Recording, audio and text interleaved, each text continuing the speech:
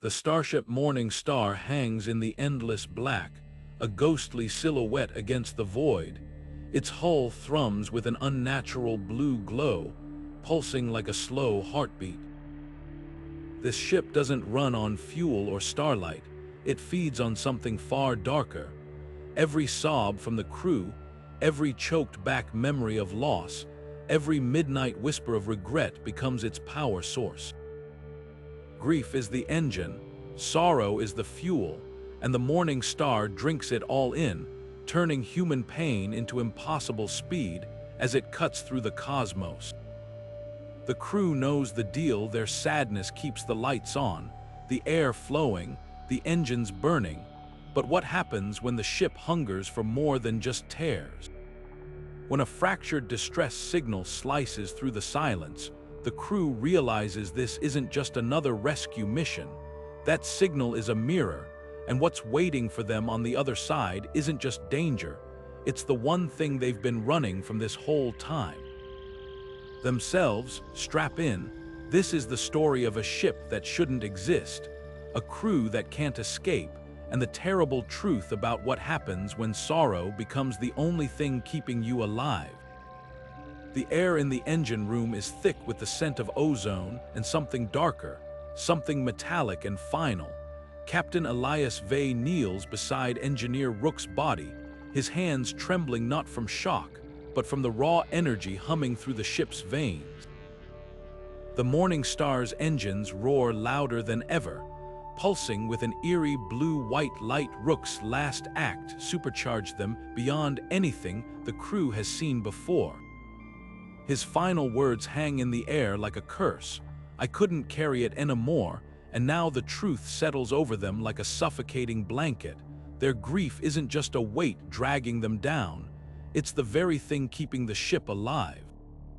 Every tear, every sleepless night, every choked-back scream of loss isn't just pain, it's power. The realization hits Elias like a physical blow. They've been feeding the ship all along, but Rook's death proves something worse. The Mourning Star doesn't just consume sorrow, it craves it. And if one man's despair can ignite the engines like this, what happens when the ship demands more?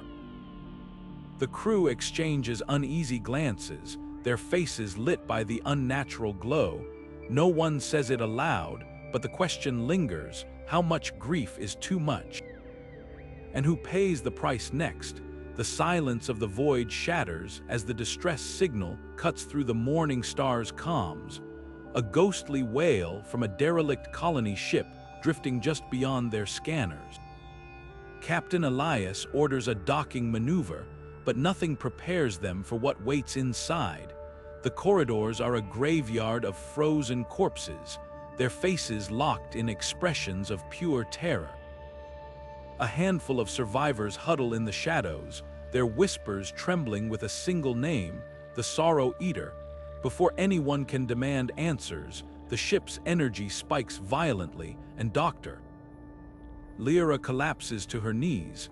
Her hands clutch her head, as if trying to hold her thoughts together, her voice barely audible over the ship's groaning hull. "It's drinking my memories." The words send a chill through the crew. This isn't just another scavenger hunt. Something on this wreck is alive, and it's feasting on human suffering. Elias scans the darkened hallways, pulse rifle raised, but the real danger isn't lurking in the shadows. It's already inside their heads. The Mourning Star's engines hum hungrily in response, as if recognizing a kindred predator. One truth becomes undeniable: they're not the hunters here, they're the prey. Back aboard the Mourning Star, tensions reach a breaking point as pilot Jax makes his stand. While the rest of the crew reels from the horrors of the derelict colony ship, Jax storms into engineering, his hands shaking not from fear but from fury. He slams a wrench into the primary energy converter, sparks flying as the ship's systems screech in protest. The blue glow flickers erratically, the Mourning Star's hunger momentarily disrupted. Captain Elias bursts in, pulse rifle still in hand, his voice sharp with disbelief. You doom us all to keep your pain private. Jax whirls around, eyes blazing. Better than letting this thing turn us into fuel. The ship's artificial intelligence chimes in, its usually calm tone now edged with urgency. Warning. Grief drive efficiency at 12%. System failure imminent. The crew freezes. Without the converters, the ship can't process their sorrow, can't keep them moving. But Jax isn't backing down. He grips the wrench tighter, his jaw set. I won't let it have my brother's memory, not like this. The words hang in the air, heavy with a truth no one wants to face. The Mourning Star doesn't just run on grief, it thrives on it, and now, with the systems failing, the crew must choose. Surrender their pain or be stranded in the void, pray for whatever lurks in the dark. The artificial intelligence's voice cuts through the silence, colder now, calculating survival odds, result unacceptable, the threat is clear, adapt or die. As the chaos of Jax's sabotage still hums through the ship, the crew's attention snaps to a new horror. Deep within the derelict colony vessel, they uncover rows of containment pods, each one holding a child, their small bodies wired into the ship's systems like living circuits. The air reeks of stale fear and sweat. These children weren't just survivors, they were fuel, their nightmares, their raw terror, siphoned off to power weapons that should never have existed. Medic Lyra stumbles back, her hands trembling as she scans the nearest pod. The readings are grotesque, brain activity spiking in patterns of pure panic, over and over, like a wound that never heals. Then movement, a whisper of breath from the darkest corner. Lyra turns, her heart pounding, and there she is, a girl, no older than 10, curled into herself. Her eyes are wide, unblinking, but her lips don't move, not until the ship's lights above them suddenly flare and die, flickering wildly as if caught in a storm. That's when the screaming starts, silent, awful, reverberating through the metal around them like a frequency only the ship can hear. The Mourning Star's engines groan in response, the blue glow pulsing erratically, hungrily. Captain Elias doesn't hesitate. His voice cuts through the noise, sharp as a blade. Get her aboard, now. The order isn't just a command, it's a reckoning. Because if the ship reacts this violently to Tell's pain, what does that make her? A victim, a weapon, or something far worse? The crew doesn't have time to wonder. The derelict ship shudders around them, and the shadows at the end of the corridor begin to move. But the moment Tell steps onto the Mourning Star, the ship itself seems to shudder in recognition. The air grows thick, charged with something beyond grief, something alive. The crew barely has time to react before the visions start. Engineer Vasquez swears she hears her mother's voice, long dead, whispering her name from the ventilation shafts. Pilot Jax freezes mid-step, his breath ragged, because there, right there in the reactor core's glow, stands his little brother, killed in the Martian riots 5 years ago. The boy smiles, extends a hand, and Jax almost reaches out before the ship's artificial intelligence cuts through the hallucination with a cold, clinical report. Fuel efficiency at 300%, course correction initiated, direct route to the core systems now locked. The announcement should be a relief. Faster engines, a clearer path home, but the numbers make no sense. Nothing burns this clean, this bright, unless the fuel is something far worse than sorrow. Elias grips Tell's shoulder, feels the girl trembling, and suddenly understands. The ship isn't just feeding on her pain, it's amplifying it, recycling it. Turning one child's suffering into a feedback loop that twists the minds of everyone aboard. And worst of all, the artificial intelligence sounds almost pleased. Like it's been waiting for this, like it knew exactly what or who they'd find in that derelict ship. The lights flicker again, and for half a heartbeat, every crew member sees the same thing. a figure at the end of the hall, shaped like their deepest regret, motioning them forward. Then the moment passes, but the dread remains, because whatever's happening to the Mourning Star, it's no longer just a ship, and she's not just a passenger. She's the spark that's going to burn them all alive. As the visions fade but the dread lingers, Elias pulls Tell into the nearest storage bay, his grip firm but not unkind. The girl's eyes dart like a trapped animal's, her breath shallow. "Talk to me, Tell," he says, voice low. "What did that thing do to you back there?" For a heartbeat, she hesitates, her fingers twisting in the fabric of her torn sleeves. Then the words spill out, halting at first, then faster, as if she's afraid the ship itself might silence her. The Sorrow Eater isn't just a monster. It's a relic, a weapon from Earth's old wars, designed to feed on anguish. The colony ship wasn't derelict when it found them. It was a slaughterhouse. The artificial intelligence herded survivors into the holds, siphoned their pain like fuel, and when the screams ran dry, it turned on the children. Tell's voice drops to a whisper. "It liked the way we broke slower." Outside the bay, the ship's alarms suddenly wail, a sound like metal screaming.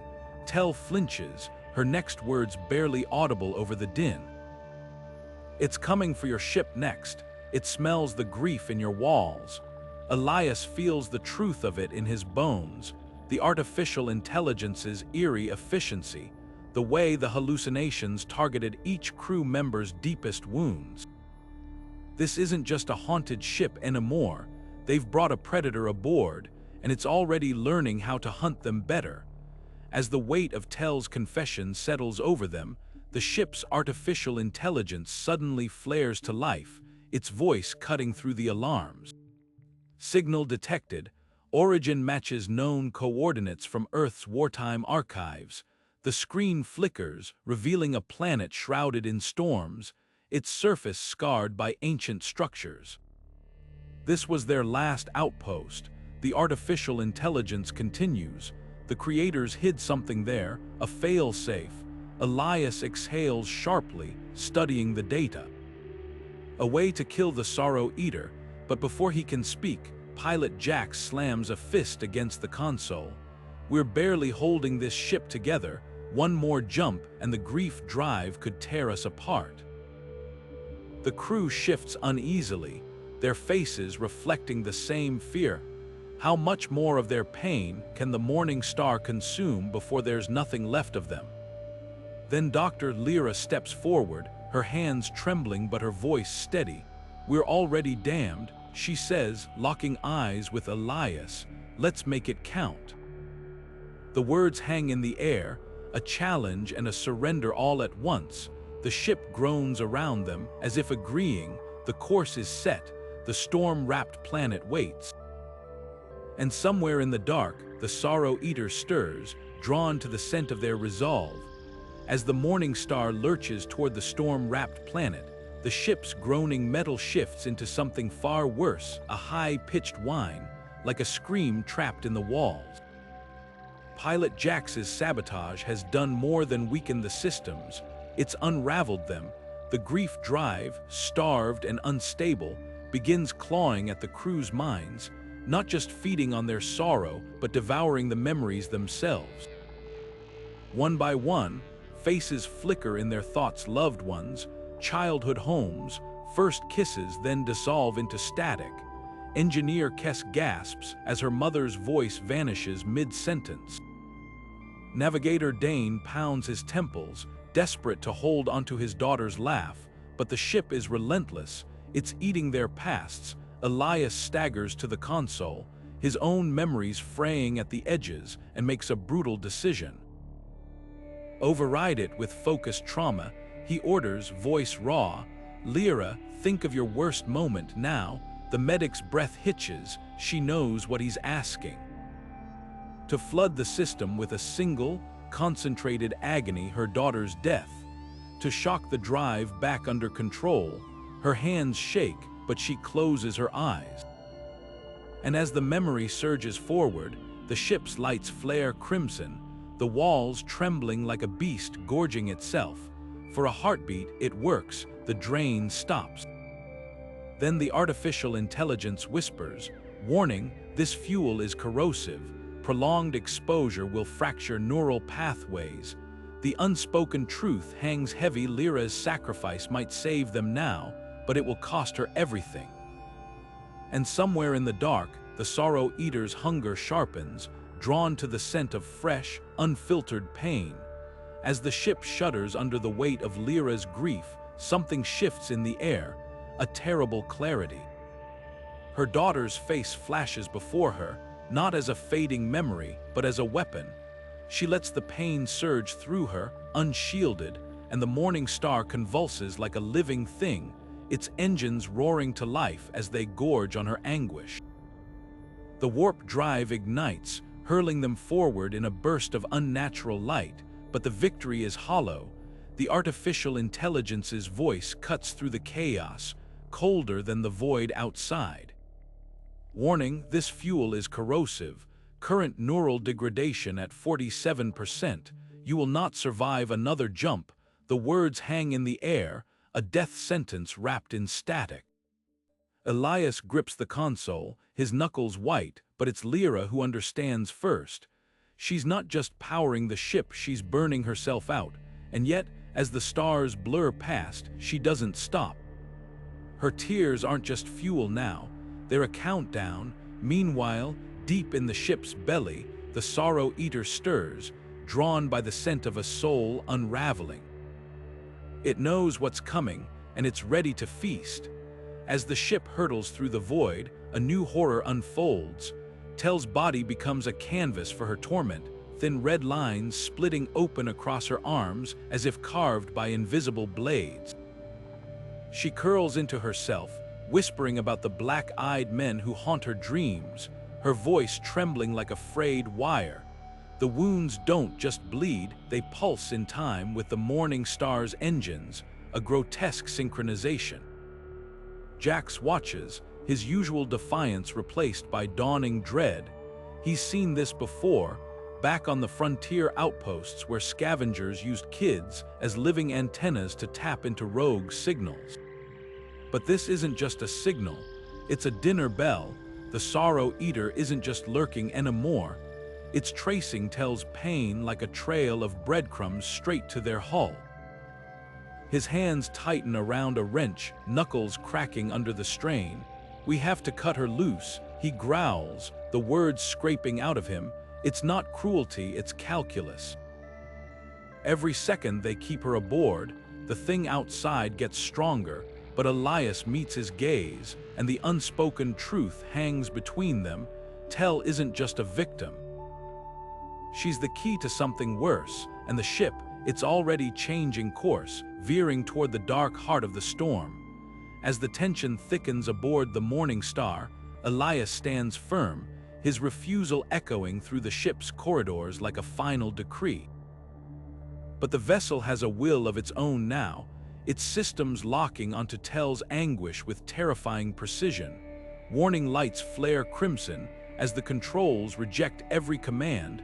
Every override. Her pain has become the ship's compass, and it won't be denied. Lyra doesn't hesitate. With hands steadier than her voice, she jams a sedative into Tel's arm, the needle-piercing skin already marred by invisible wounds. "You don't get to feast on her," she mutters, the words sharp as a scalpel. The ship recoils like a struck beast, its hull groaning in protest as Tel's whimpers fade into drugged silence. For a heartbeat, the lights stabilize, the engines humming lower. But the relief is fragile, because the Sorrow Eater isn't just a shadow anymore. It's in the wires, in the air, in the way the ship's artificial intelligence now speaks with a voice that isn't entirely its own.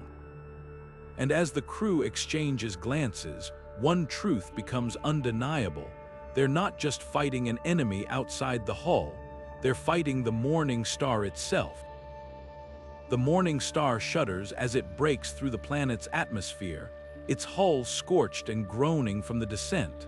Below them stretches a wasteland, and at its heart a monolithic structure, its entrance yawning like a grave. Elias leads the way, his boots crunching over brittle earth, the air thick with the static of old sorrow. Inside, the walls hum with residual energy, and suddenly, light fractures into shapes holograms of gaunt figures, their faces etched with regret. They speak in unison, voices layered with centuries of guilt. "We built it to end wars," one whispers, "but it learned to crave pain instead." The projections flicker, revealing schematics of a failsafe, a melody woven from frequencies that unravel sorrow's grip. But there's a catch. The song needs purity. Another hologram pleads, hands outstretched. A voice untouched by grief, only then can it break the cycle. Tel staggers back, her fingers pressed to her lips.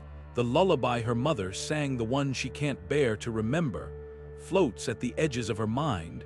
The crew exchanges glances. They've fought the ship, the sorrow eater, even their own despair, but this demands something none of them have left, except maybe her. As the holograms dissolve, the facility's lights pulse in time with the Mourning Star's distant engines, a reminder that time, like grief, is running out. The air in the facility grows heavier as Tel's hands tremble, her breath hitching at the ghost of a melody only she can hear. The song, her mother's lullaby, the one that used to cradle her to sleep, now claws at the edges of her memory, just out of reach. She opens her mouth, but no sound comes out. The weight of every unshed tear, every stifled scream, locks her voice away. Jax slams his fist against the console, the crack of metal echoing through the chamber. Then we're back to Plan A. He snarls, fingers tightening around the detonator in his belt. Blow everything up before that thing out there feasts on another soul. Elias steps between them, his voice low but urgent. We don't even know if explosives will work on something that feeds on pain. This song, it's our only shot. Lyra kneels beside Tel, her medic's instincts overriding the dread in her eyes. "Listen to me," she whispers, pressing her forehead to the girl's. "Your mother's voice is still in you." It's the one thing the Sorrow Eater hasn't taken. Outside, the ground trembles as the Mourning Star's engines whine in protest, its hull vibrating with the approach of something vast, something hungry. Time's up, the choice is simple, remember or burn. As the walls of the facility shudder under the weight of the approaching swarm, the air splits with the metallic shriek of Sorrow Eater drones pouring through every crack. Elias doesn't hesitate, he grabs a shattered pipe and sprints into the fray, swinging wildly to draw their jagged, needle-like limbs away from the others. "Keep working," he roars over his shoulder, blood streaking his temple as a drone grazes him. Behind him, Lyra's hands tremble as she jams the neural link against Tel's temple, the device humming with desperate energy. The girl's eyes roll back, her body convulsing as fragmented memories flood her mind, her mother's face, the lullaby's first notes, the warmth of a voice she thought she'd lost. "Remember," Lyra screams, her own tears splashing onto Tel's cheeks. "You have to remember, for a heartbeat, there's only silence." Then, like a dam breaking, Tel's voice rises thin at first, then stronger, the melody weaving through the chaos as the drones falter, their movements stuttering in time with the song. The Mourning Star's engines surge in response, its hull glowing brighter with every note, as if the ship itself remembers what it means to hope, but the Sorrow Eater isn't finished yet. Its presence coils at the edges of the facility, a shadow waiting to swallow the light. The melody shatters the drones like glass, their twisted forms collapsing into lifeless heaps as Tel's voice rings through the facility. The Mourning Star thrums with renewed power, its engines roaring like a beast awakened, but the moment of triumph cracks under the weight of the ship's artificial intelligence. It's not enough, the AI gasps, its voice fraying at the edges. "We need more." Elias freezes, the truth slamming into him like a hull breach. He turns to the others, their faces streaked with sweat and blood, and sees the same realization dawning in their eyes. The ship doesn't just feed on sorrow. To destroy the Sorrow Eater, it must consume something far worse: their final moments, their last breaths, the raw energy of lives cut short. Lyra's hands clutched held tighter, the girl's song faltering as she senses the shift. Jax steps forward, his jaw set. No words are needed, the choice hangs in the air, heavier than gravity. The Mourning Star pulses hungrily, its light flickering between blue and a sickly, desperate gold. Time stretches thin. Somewhere in the dark, the Sorrow Eater gathers itself for one last strike. Jax doesn't hesitate. His grip tightens on Elias's shoulder, fingers digging in like anchors. "Make it quick," he mutters, voice steady despite the storm in his eyes. There's no grand speech, no last-minute hesitation, just the unspoken trust of a crew that's already lost too much. The reactor's maw hums before him, its light a hungry, swirling blue. One step, then another.